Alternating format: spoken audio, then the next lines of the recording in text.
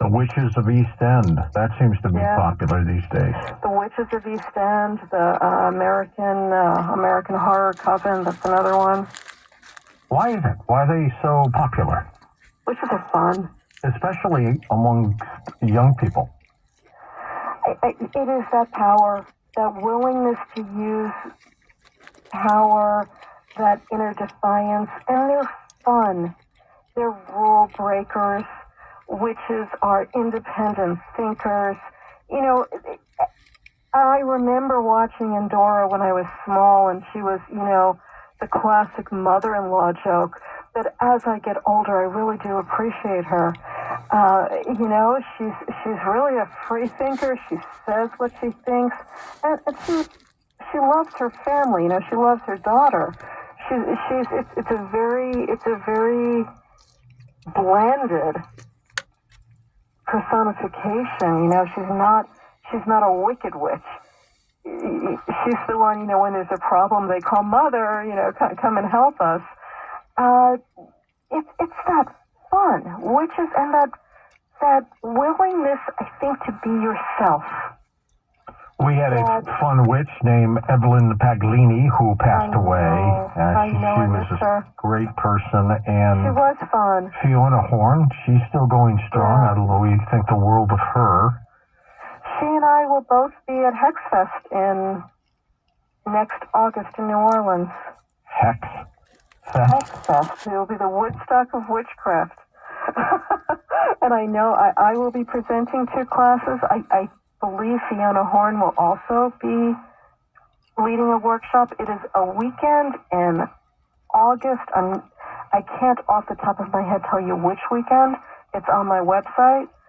But it is 3 days with a riverboat cruise of classes and workshops and a celebration of witchcraft.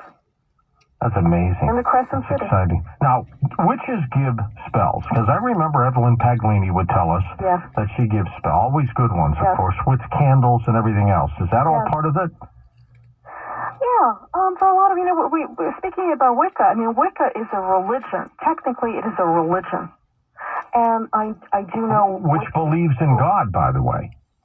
A male and a female God. That's right. Yes, the Lord and the Lady. And it's a very ethical religion. You know, you're not supposed to harm anyone. That's the primary tenet. You know, do what you will, but harm none. But I do know Wiccans who do not cast spells. So it's a complicated, you know, what witchcraft is. I describe it as a hall of mirrors. Everything you think it might be, it is, but it isn't. So there are people who consider themselves witches and do not cast spells. But yeah, I think, I mean, my definition, I'm a practical person, and for me, it's all about that spellcraft. So, would you ever give well, there's a difference between spells and curses, right? Are spells good or bad? Magical spells are intended to make your life better. They are intended to harness the energies, the inherent energies of nature, of the different, you know, everything radiates a sort of energy or power, and it's an attempt to harness those to create a better life for oneself. So yes, it is intended for good. Now, you know, the caveat to that is that angry people do angry things.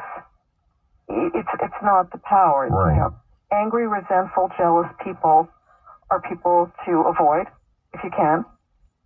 And to watch out if you can. Haters. Those are people. Yeah, I mean, and you don't have to. A lot of spell casting is really innate. You know, cursing. You don't really know how to. You don't have to really know how to curse to do it. What makes it work? Energy. It is that directed bolt of energy. You know, in the old countries, they would call it the evil eye. And the evil eye, sometimes, it just shoots out of people. You know, the advice for avoiding the evil eye. And the evil eye is anti-fertility, anti-growth. You know, your bank account shrinks. You can't have children. You have illness. You know, instead of progressing, you regress. One of the primary ways of avoiding it is not to brag. Because there you are, for instance, Sorry, George. standing online in the supermarket. I disagree, About how many and I think you should hang have, up on this witch. God, they keep you up at night, how terrible this is. And in front of you Later. online is a woman who can't have children.